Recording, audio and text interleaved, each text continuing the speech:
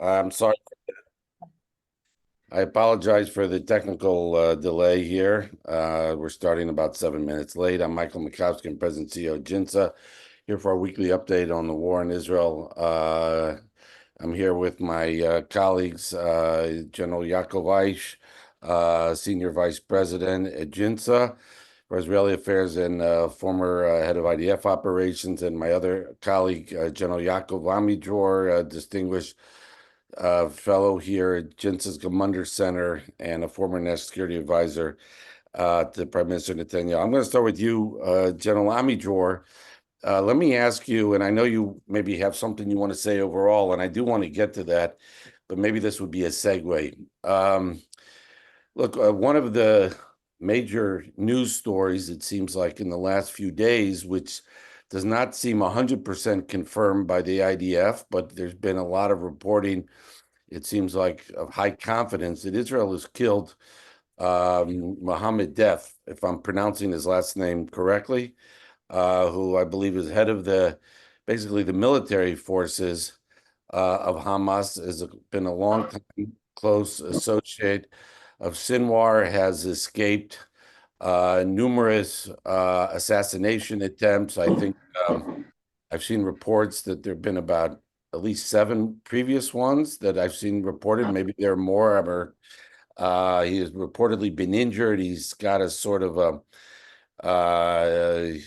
he has rarely been seen in the last few decades in public, and therefore I think it's helped add to the mystique of him in certain circles, and has been a high-value target for Israel, obviously during this war and before. But it seems like, based on reports, on Saturday, the Israeli Air Force dropped heavy bombs in an area in Gaza that at least killed another senior Hamas commander, I think Salameh, and there's been a close associate of Deif. And apparently reports in the Israeli press suggest there were a lot of other Hamas fighters, terrorists, that were also killed. But I'd like to ask you, General, with that long introduction, if the reports are true, and I know the IDF hasn't confirmed it 100%, but it suggests there seems to be high confidence so far, what would be the significance of this assassination?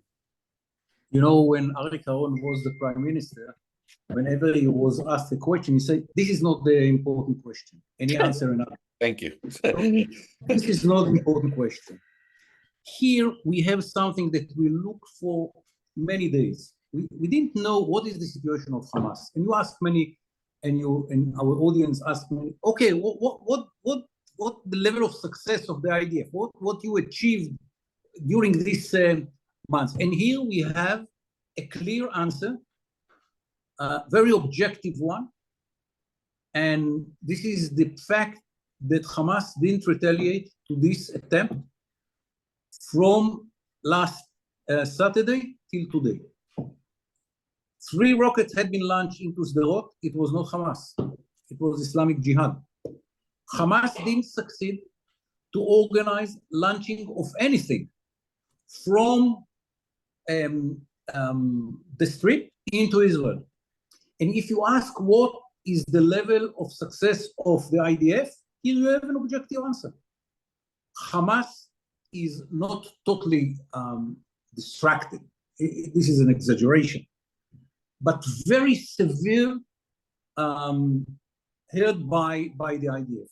We succeeded probably to dismantle the main systems of Hamas, the command and control system, the ability to give orders and to organize such launch of missiles. It might happen within few days. We might see a retaliation, but the fact that almost a week they didn't succeed to do it, the meaning of it is more important than the answer to the question if Deif was eliminated, and he probably was killed in this attempt. But even if he is alive, it doesn't matter. The fact that he had been forced to come out of the tunnel, the fact that they do not have any ability to retaliate is more important than the fact that he was killed in this strike. And he probably was killed in this strike because his bodyguard was killed. So I don't see how he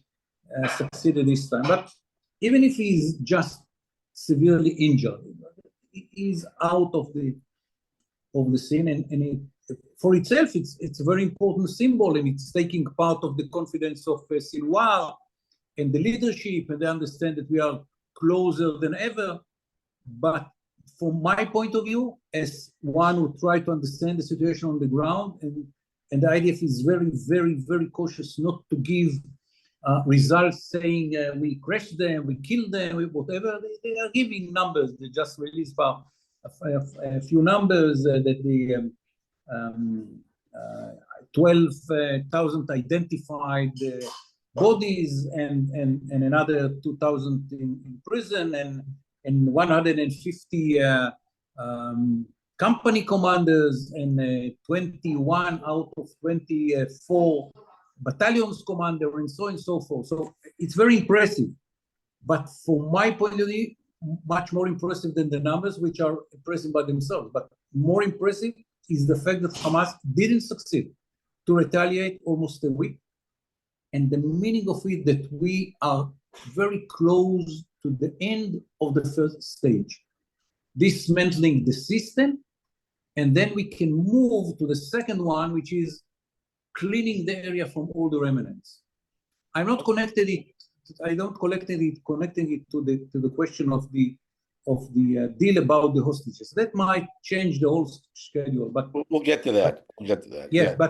but important to understand that up till now we have the first time a real evidence that we are succeeding to dismantle them. Yeah. So maybe it was a little more significant of a question than you suggested at the beginning. I wanted to I want to come back to some things you said, but I want to first ask General Ayish something. First, I don't know if you have a comment about what we just discussed. First of all, they use a very heavy explosives, it seems like, to make sure that they didn't miss him. But I want to ask you, because it gets to some also General Amidror just said, General Ayish, it gets to a question that we've been talking about in the office just in the last 24 hours also is, you know, there have been these high-level killings of these commanders, as General Amidror just referred to. It seems like there's been some strong momentum on the IDF side on that score lately, including with Deif. But we can't really get any clarity about how many casualties. I mean, how many fighters of Hamas have been killed? It seems like the numbers you see in the press, they don't move. I saw an article, I think yesterday, that said, oh, the IDF has killed something like almost 1,000 terrorists in the last week or so, or the last couple of weeks, and yet they seem to report the same numbers that I've seen, you know, a month ago. So maybe you also add a little more. I recognize the commanders are important, the numbers, there are a lot of factors, there are a lot of metrics that indicate success or failure in this war. But could you illuminate this issue about how many fighters have been killed, how many have been wounded, how many have been captured? Because the reporting really doesn't seem to give a clear picture about that. Mike, first, let me say thank you for having me. I think it's a very good question. In a second, I'm going to answer it, but I would like to give our participants context. And just to remind them that, you know, the mission is to dismantle Hamas, as General Amidror said. And for that sake, we need to achieve 4 elements. One is to destroy their infrastructure, military infrastructure. The second is to dismantle their military capabilities, i.e. mainly their units and their organization for battle. And basically it was achieved. Third is the military leadership, which you and General Amidror just spoke about, Deif, who is part of that military leadership. And fourth is their ability to administrate the Gaza Strip from the civilian perspective, i.e. humanitarian aid, etc. 3 of those elements are about to be achieved. And in order to answer your question, The numbers are coming from the Palestinian side about casualties, and those who are injured are right now at the area of 16,000. We have analyzed it in the military, and we are talking about basically the same number, 16,000 operatives, militants that were killed, and basically the same number that was injured. It's not everyone. You know, just keep in mind, if they will have 2 or 3 battalions, that they will be able to consolidate and to organize. At the day after, they can gain control. At the beginning in the area of Rafah, and immediately they can gain control on some other areas. And that's why it's so important to complete the mission. And the mission is not only to kill the last terrorist, is really to eliminate their ability to regroup, their ability to reconsolidate, their ability really to gain resources from the area of Sinai. And for that sake, the importance of our presence on Philadelphia is very, very high. The fact that we are there, and we are going to elaborate on it, it's a lot of pressure, strategic pressure on Hamas. General Amidror mentioned their disability to launch. They were having launchers on their borders, secured from the Egyptian side. We eliminated them, and tunnels, etc. We'll talk about it later. All in all, we are talking about us really getting close to achieve the mission. And it's not really important, to my humble opinion, if we are in phase B or C, because we are using here all type of capabilities. Take a look at what is going on in the last 2 days and the pressure that we are mounting on their tactical leadership by eliminating it. And you would ask yourself, hey, yesterday you were doing a raid, and the day before yesterday you took control on Rafah. So it's always an operational considerations that are leading the IDF in order to achieve the general goal that I've described. All right, so but can I, before General Amidror, I know you want to jump in, but before the General Ayish, if you could just get back to the question of the numbers in terms of killings and stuff, because again, I think the reporting. I'm writing something for an Italian newspaper, so I have all the numbers. Okay, go ahead, please, General Amidror. It's an Italian calculation, so I have to be very careful. We're very IDF, formally, the IDF said that what they are speaking about 14,000, including the captured terrorists. It means that it is around 12,000 bodies which identified on the battlefield, either by ground forces or airstrikes, but identified. They don't speak about terrorists which had been killed under the ground in tunnels and destroyed buildings and so on and so on. What they saw in their eyes, it's 12. It's probably more. You understand it. Many had been killed in buildings, and many had been under the ground. If it is not head-to-head fight, they don't count them. If they blow a tunnel and there are many under, they don't. It means that it is 14,000. I think that if we will take at least 10,000 injured in a level which neutralize them from taking part in the war, this is the numbers which, when we speak about war, this is 1-to-1 bad injured in the Gaza situation. They probably will not come back to the battlefield. It means that we killed, injured, neutralized around 25,000 members of Hamas out of 35,000. It means that it is somewhere around 70% of the organization, and I'm speaking about the ordinary terrorists, had been neutralized by the IDF one way or another. Can they recruit during the war another 5,000? Probably yes, but the level of their ability will be very, very, very low. So even if you come back to this number that had been mentioned by General Ayish, you can understand that the severity of their damage is huge, huge. Again, the IDF is very, very conservative, and they don't give numbers that are not. I spoke with one of the division commanders and say that they are not telling the truth. We killed more, but they want to be in the statistic very accurate and very conservative. So this is that give you the feeling of the numbers. But I think that the numbers are important. At the end, we will have to kill another 10,000. But this is not the most important. The most important is the success of the IDF to dismantle as General Ayish said, the system.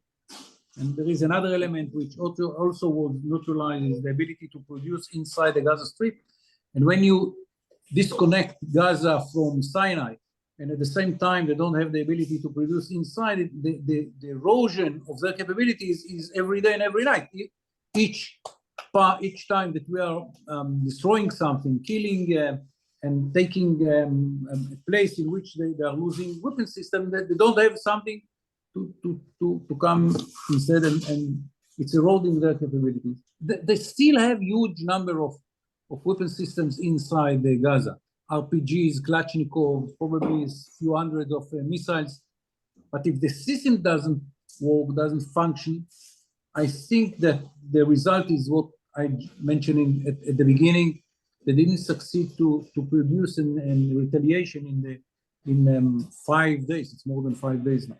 By the way, just for the record, a JINSA delegation that, we all saw you we were in Israel a few weeks ago, a group of retired U.S. generals. We were told by a senior Israeli official it was 15,000, by the way, dead. And maybe they're just, when you get into these numbers, maybe they start to lack meaning, but I think it gets to what you were saying, or both of you were saying, that it's not just all the numbers, it's what is the capabilities of the whole organization. So let me get to that last point that both of you touched on, which is the ability of Hamas to smuggle stuff through tunnels or other means from Sinai. Could you address what the state of play is on that? I'll turn to General Ayish first, and what you see is how what they call the Philadelphia corridor, which maybe you could explain, General Ayish, how that's going to be resolved.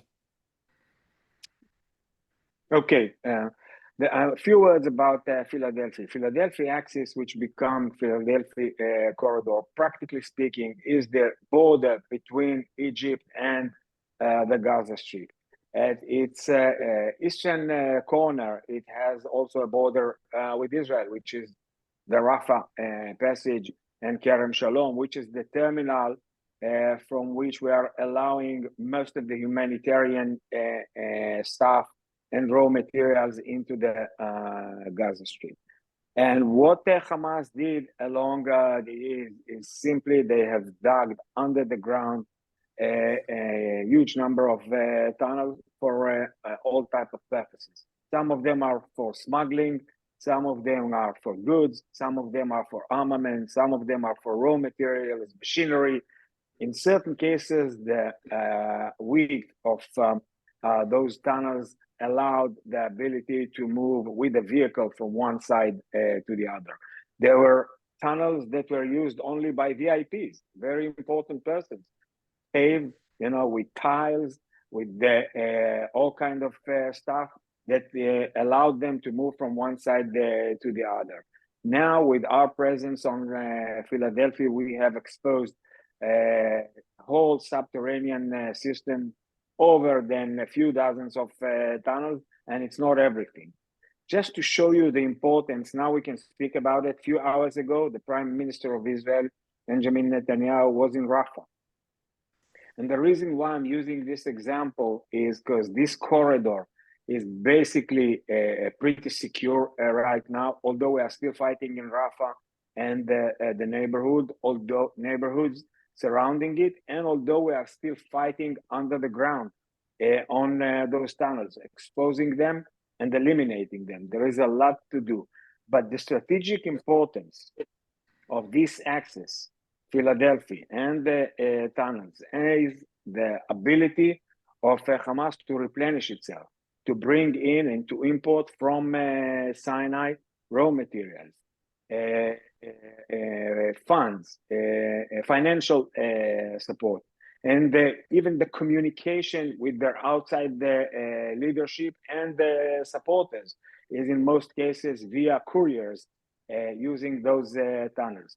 So in that sense, our presence on Philadelphia access, plus the ability to eliminate the military infrastructure of Hamas in Rafah, Shabura, Brazil, which are the neighborhoods surrounding Rafah, is vital to complete the mission of dismantling Hamas and literally cutting the lines of supply and the oxygen for this organization and its ability to regroup and to rebuild itself. And that's why I think we can see the linkage of this pressure today to the hostages, which I assume General Amidror will speak about in a minute. Yeah, before I turn to General Amidror about even this, General, I just maybe clarify for the audience, why is it called Philadelphia? I mean, to an Philadelphia is the code name. Philadelphia is the code name that was given more than 20 years ago on the Israeli code maps. I see. Just by accident. It's a computerized names that were given. Back then, it was the code, and we were using paper maps. Obviously, nowadays it's all digitized and they have different codes, but that old code name was saved. So no connection to the city of brotherly love in the state of Pennsylvania. Okay, fine. General Amidror, tell me if you, on this, because you referred to it also, General Ayish just mentioned it. Obviously, as you both said, this is a very important strip area. How do you see what is Israel going to want when this war is over to happen on that border? Are they going to man it? Will it be a multinational force? Will there be something with some arrangement with the Egyptians? Anyway, whatever. How do you see that? Like all the questions about the day after, I think it's too early to answer. Why it's very much important how it will be ended. And the circumstances on the ground will be the most important factor leading to the solution afterwards. The more weaker Hamas will be, the easier way it will be to find someone who will be ready to take responsibility. The more weaker Hamas will be, the chances that Hamas will have all the energy which is needed to regrouping and to rebuild its capabilities are minimal. So it's very much important how the day after will be look like from the point of view of the abilities of Hamas on the ground in Gaza. But it's clear that if you separate Gaza from the Sinai, the meaning of it is an enclave that you can deal with problem much easily than when it is connected, and whatever you do, they are smuggling in whatever they want, and it's endless. Here, if it will be contained within the borders and someone, Israel, Americans, Egyptians, I don't want Americans, by the way. I think in principle we should not bring Americans. Yeah. But Arab country, I don't know, European forces, advisors from, I don't know, the Emirates. It should be a combination of technology, monitoring on the ground, and ability of the IDF to go in and out whenever there is a suspicious. Here we are not speaking about a short touch of the corridor. We are speaking about building tunnels. So if there are some implications in the sensors, you can go slowly tomorrow and to see if there is something, because you don't finish the tunnel in one day. So here it's an easier place to monitor because you have time to react to the information which is coming from the technology. Technology by itself, it's not enough. We cannot trust others because we see the result. We trusted them and they violated all the promises. Don't quote me. The Egyptians will be insulted. And rightly so. But it will be a combination probably, but very important part of the combination will be the ability of the IDF to go into the corridor and to find the place from which you got all the information and to try to understand what was there, and if there is something, to destroy it immediately, and if you meet the guys who are making it, to kill them. Okay. So it will be a combination, probably. Let me ask you, General Amidror, just you mentioned the hostages. Now, last night, this week, we had the Republican convention in Milwaukee. Last night, as I'm just to remind everyone on the. And what are the results? Who was elected? I think the Vance is now the JD Vance is the vice presidential nominee. So that's, and tonight they'll vote for Trump and he'll speak tonight. But there were also the mother and father of an American Israeli hostage that spoke there. And then there was a big chant, the chant that's come since October 7th about the hostages, bring them home. The whole hall was actually chanting that. We hope to see that the Democratic convention next month in Chicago will have the same chant. But I guess the question, there have been other new reports, of course, new discussions about maybe some hostage deal. There's more pressure, as both of you have indicated on Hamas. They're suffering a lot of damage from the IDF in recent weeks, particularly. Could you give a sense about the state of play about the hostage situation? I think it is the first time that we see Hamas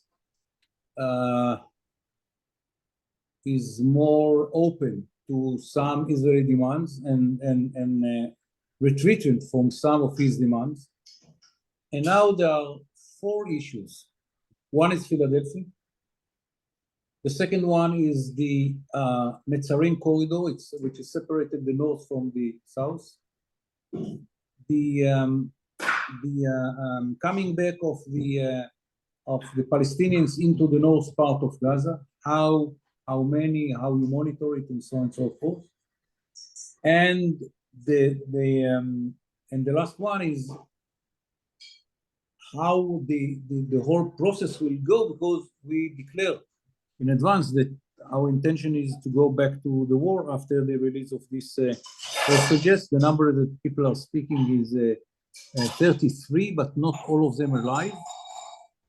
So how many days it will take, I don't know.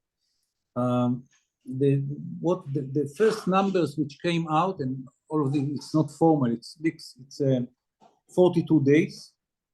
And then to begin the second stage of the negotiations, the Hamas is not demanding anymore promised by Israel, backed by the Americans, that the war will not be resumed immediately after the 42 days. I understand that Americans have the hope that they will succeed to keep the ceasefire longer than that. And from the American point of view, that will be the first stage to agree about the ceasefire in the north as well, because that will be very easy, because Nasrallah said it will be quiet in Gaza, it will be quiet in Lebanon. So theoretically, that can be the first stage, the 33 hostages which will be released, and at least the Americans, and I believe that Hamas as well, hope that they will succeed to convince, to force, to put pressure on. I don't know, to find the right word, I don't know what is the exact situation, that Israel will be convinced to continue the ceasefire. And in such a ceasefire, would Israel be able to conduct raids like they did? Was it last week? No. Completely. Okay. Let me, General Ayish, do you have anything to add about the hostages? There are a few elements that I would like to emphasize about it. First of all, General Amidror mentioned the Netzarim corridor and the Philadelphia corridor. The important presence in those two have to be clear to everyone.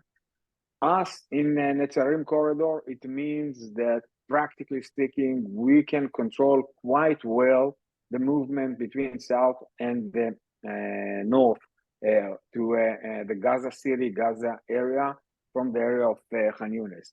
And if they are allowed to mobilize, themselves and the residents back to the north, it means that they can hide terrorists in between them and start to operate from there. The second element that was not mentioned is our presence in the Gaza Strip. We are talking about the security zone, the security buffer zone between the fence, as we know it, between the border, as we know it, into the Gaza Strip, and to create that buffer zone, which will be around a mile. It's also a key factor. But I'm afraid that when it comes to the hostages, we will have to wait and see. Everything is under negotiation. Definitely one thing is very clear, that one obstacle that was against any deal about the hostages allegedly was removed. And we will have to clarify it, but I would risk by saying that he was removed. Let me, General Amidror, I want to come back. I want to step out for a second from Israel, but relates to Israel, and then we'll come back to Israel. But one of the stories in the American press here in recent days, of course, one of the big stories was this attempted assassination of President Trump in Pennsylvania, in Butler, Pennsylvania, by this apparently, so far it seems like a lone gunman. Now, lost a bit in that story, which obviously is a major story, and the failure of the Secret Service and so on to allow such a thing to almost, the bullet just, it hit his ear, but, if he had not turned his head, he would have been killed.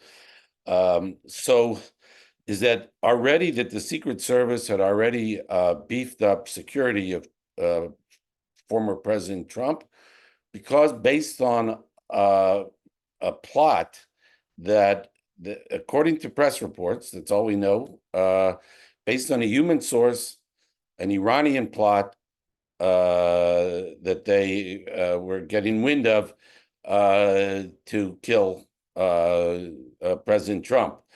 As part of, presumably, again, we don't know 100%, but presumably related to the fact, again, as part of their revenge for the killing of Soleimani, which is why they tried to kill Bolton, and why a number of former senior American civilian and military generals, including JINSA distinguished fellow General McKenzie, former CENTCOM commander, have to have a lot of security.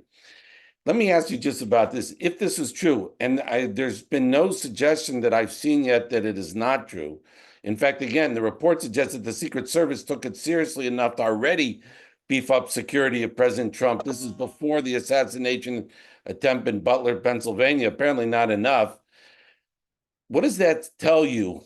I remember when we spoke after the April 14th successful coordinated multinational defense of Israel against this barrage of about 350 missiles and drones fired by Israel, that we don't understand the Iranians as well.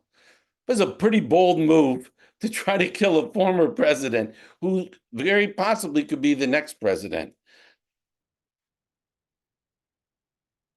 You really don't understand the Iranians. The Iranians tried to assassinate the ambassador of Saudi Arabia in New York.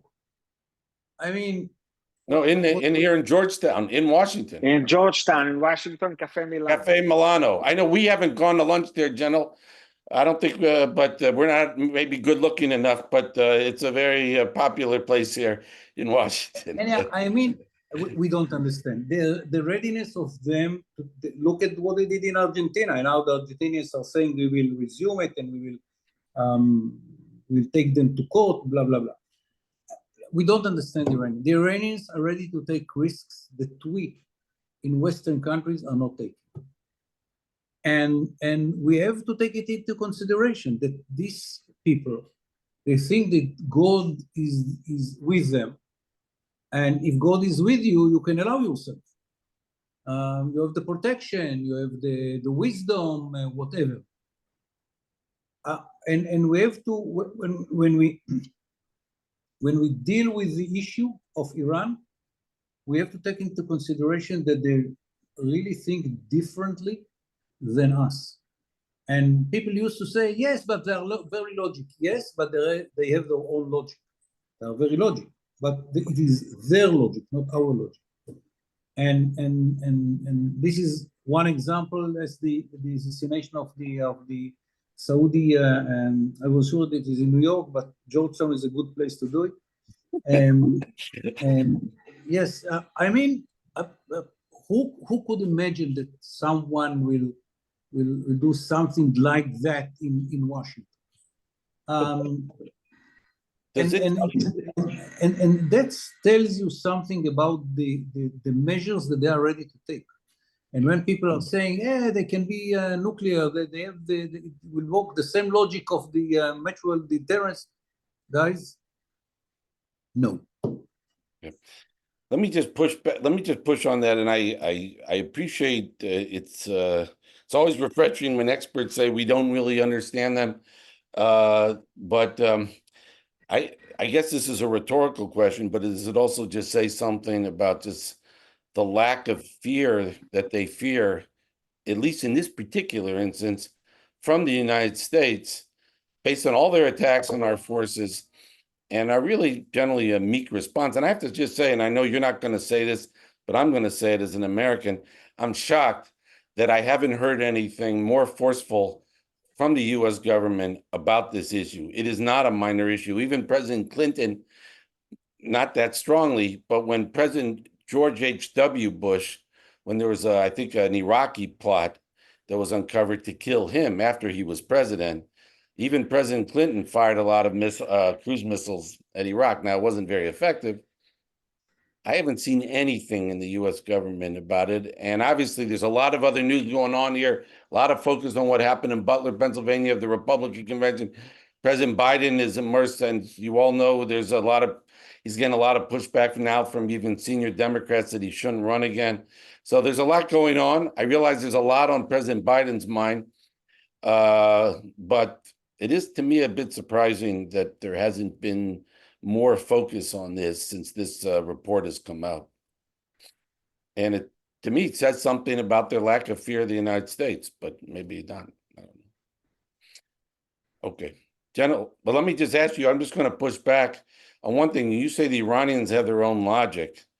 I always thought people said about the Iranians before, they're very smart.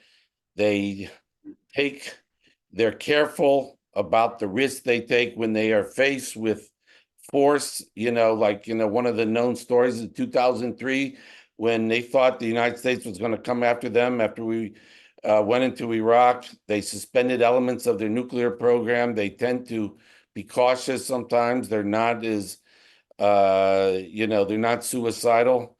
Even if they have their own logic, it's still a telling fact, isn't this, that they're plotting to kill President Trump?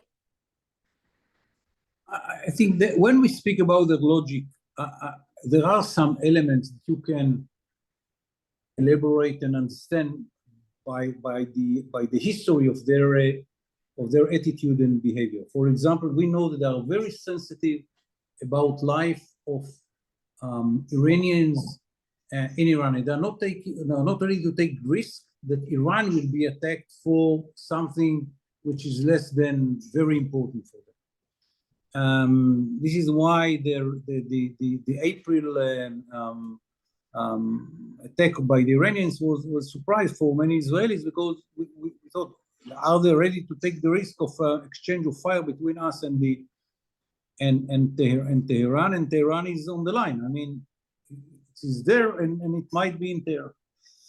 And here we didn't understand, for example, that for them it was very important why Israel that was written in the media. I'm not sure. It probably Ecuador or Venezuela killed the leadership of Al-Quds forces in a building which, from the Iranians' point of view, is part of Iran. It's a construct of Iran. In the fact that no diplomat was injured or was there, it doesn't matter. Formally, that was something that it crossed a red line for them. That Israel is ready to take the risk of killing the whole leadership of Al-Quds in a place which is supposed to be immune, and they had to say enough is enough. If you would ask me before, will they do it in this level of intensity, 300 projectiles? I probably would say that they would signal, but not with this number. And they did. And the meaning of it, that when you cross something which for them is a red line and you will never know, they are ready to take risks, even in an area in which in the past they were very sensitive not to take risks. Okay. All right, let me, General Ayish, let me turn to you, and let me just turn the topic. I want to talk about the time we have left. I want to talk about the West Bank, Judea and Samaria, and also about Hezbollah in the north, if I could. There was, I want to read a press report that I don't know if it got enough attention here, but I found it surprising. I'm having some issues here with my computer, so let me read it off my phone. I pardon. You had a comment, and I'm going to quote this from the Times of Israel, and it was from a story of the other day. It says, PA officials are openly lambasting Hamas. Fatah official, and I'm going to botch his name, but Munir al-Jagub, I'm sure I'm mispronouncing his name, said on Sunday in an interview with the Saudi Al Arabiya outlet, if Hamas wanted to fight face-to-face with Israel, it would have done so in areas where the army is located and not in places where there are people. Hamas is actually hiding between the residents to protect and save itself. PA President Mahmoud Abbas also said that Hamas bears, quote, legal, moral, and political responsibility for Israel's war in Gaza. Now, I find that both those comments to be interesting, and I would say just highlighting Abbas's last comment, considering how many, it seems that you see young people on universities, either students or outside agitators, blaming the war on Israel. You have the PA president blaming actually Hamas, which is the obvious thing to do, but still seems significant for him to say. What does this tell you about? What does it tell you about the Hamas-PA relations? Is it suggesting more confidence on the PA's fault, given the severe weakening of Hamas? What the IDF is doing inside the West Bank? I'm afraid I'm going to answer it with a quote of my own. A quote made by Jibril Rajoub yesterday, who is also someone from the Palestinian Authority side, allegedly the moderate side, explaining the world that the October 7th attack, plus the atrocities, brought back the Palestinian case into the table and prevented the normalization between Israel and Saudi Arabia. So I'm not holding my breath, with all due respect to that quote, and I'm not very optimistic. If you would take it from a different perspective and consider the offers that were made to them, to do practical things related to the Palestinians at the Gaza Strip, plus the Palestinian Rafah passage, they have done nothing. So I'm afraid I'm not too optimistic about that side as well. There are voices from here and there, and I'm not holding my breath. Before I turn to General Amidror to comment, but if I may read something. Okay, go ahead. But I agree with Ayish totally, but I think that at the same time you have to take into consideration that in all the polls that Shkaki is doing, and he has a huge history of fair polls, it is well understood that Hamas is much more popular than Fatah, that Tania is more popular than Abu Mazen. In the West Bank. I'm speaking about the West Bank. Yeah. And for Fatah, for Abu Mazen's people, it's about survival.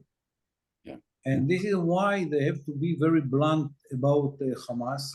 I'm sure that if you go down from the highest level of Fatah and the authority and you reach the medium level like Jibril Rajoub and others, and if you go down to the people, you will understand much more affiliation with Hamas than with Abu Mazen. And for them, it's part of the conflict. Let me, by the way, I'll just note, General Ayish and Amidror, one, a friend of ours, I just note that in the last, about 10 days ago, the IDF Central Command Commander, Yehuda Fuchs, just retired. And from the military, from his post, which he had, and obviously that's a very sensitive position in the IDF, given him having to deal with, Jews in settlements and towns in the Judea and Samaria and the West Bank, and also the Arabs, and he got criticized from a lot of sides. But it seems like quietly, at least quietly from an American perspective, it seems that since October 7th, there's been a lot of IDF activity on the ground in the West Bank against Hamas fighters. Is that right? I mean, we all thought, and it's come up in our webinars before, there was a fear there'd be an explosion in the West Bank. There hasn't been since October 7th. Yeah, I think it's very clear that what the Central Command have done prior to October 7th, and then later on, he have reinforced it and changed the tactics and the magnitude of operations, have suppressed all type of inclinations of Hamas cells, mainly driven by Iran and other places, to create an uprising in Judea and Samaria. And I think what General Fuchs have done with the limited amount of IDF forces, it's pretty impressive. And when we are counting the numbers, it's really impressive. Having said that, there is a lot to do. We have seen lately new phenomena in Judea and Samaria, such as IDs on different scale, plus on roads that Israelis are using. So yes, there is a lot to do, and his successor will have to follow his steps and increase those capabilities. Look, with the last 6 minutes left, I want to turn to the north. This has been a subject, obviously. I'm going to start with General Ayish and General Amidror. We've talked about, I've spoken to both of you about this many times. We talked about on these webinars.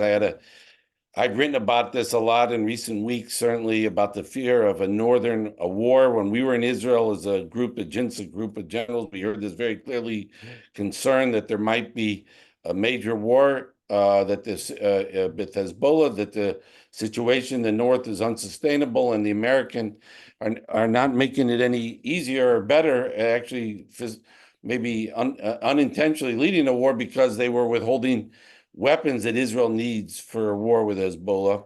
Could you please address how you assess, I know we only have a few minutes left, what the situation is with Hezbollah and Israel, and also on the weapon sides coming from the United States? Okay, I'll start by saying that from the operational perspective, as I've described many times, it's a huge operational success. We succeeded to hit their infrastructure significantly, not only in the southern part of Lebanon, but also elsewhere.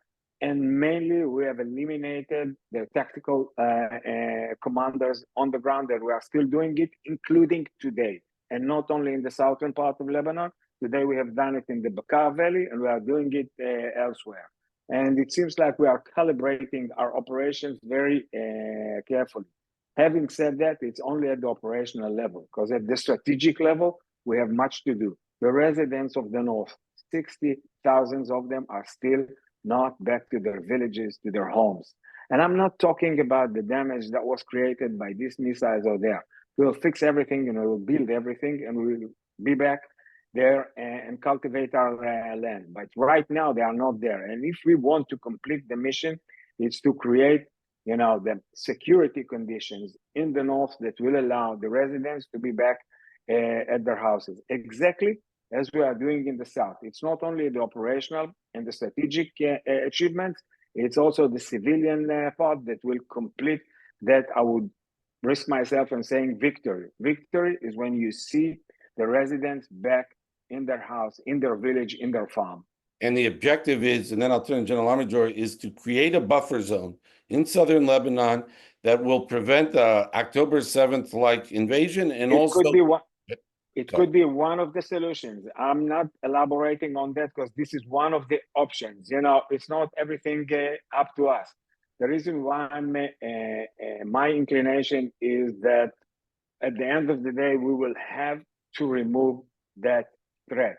Now, it either could be done with diplomatic means, limited operations, but there is a third option, which is a full-scale war. So I'm afraid not everything is up to Israel, and it seems like Hezbollah, with the guidance of Iran, is really pushing the limits. And we tend to speak about the northern part, the Galilee, but it's not only in the Galilee. They are using their militias also in the Golan Heights from the Syrian border. There is much to say about it. Maybe we can save time for it in the next webinar and elaborate on that as well. General Amidror, how do you want to address I know we only have a few minutes left. I think that I spoke about it in the past. To go to this war in Lebanon, we probably will have to. If not now, in the future.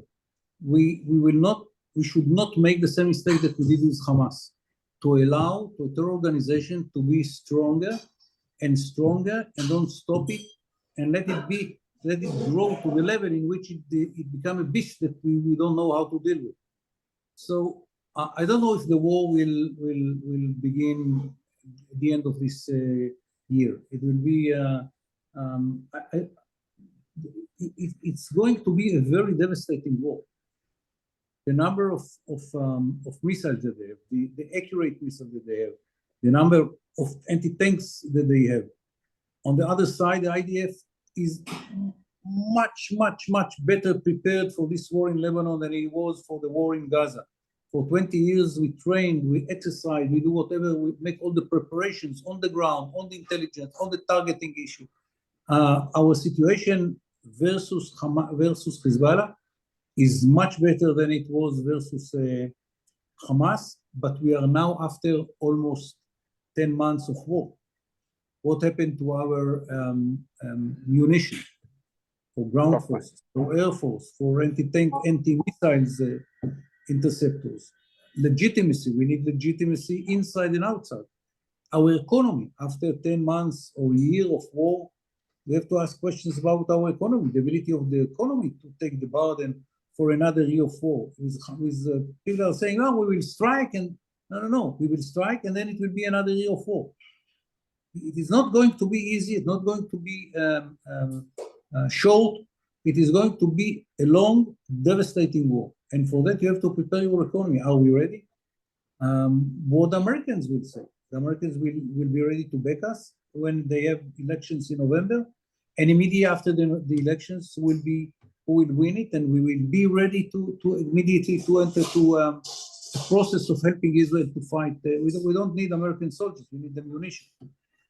And about the IDF itself, after 10 months of fighting, people are not, in the best shape of their.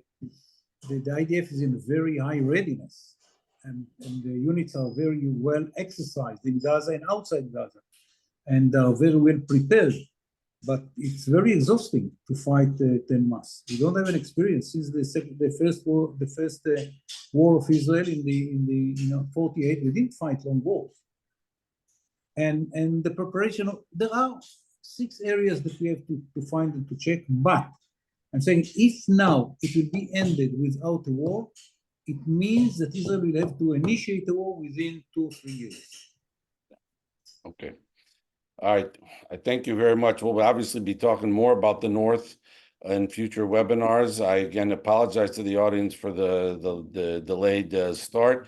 I want to thank, obviously, as usual, my colleagues, General Ayish and General Amidror, for a very informed and interesting discussion. I want to thank you all on this webinar for joining us. Again, please tune in our webinars next week, especially including our weekly update. And given the weather that's here in Washington, I'll just say I wish everyone a cool weekend. Good evening. Good evening. להתראות, Evening, עמידרור. Good Laila evening. Tov, Okay. or Erev Tov in Israel. Okay, bye-bye. Thank you. Bye.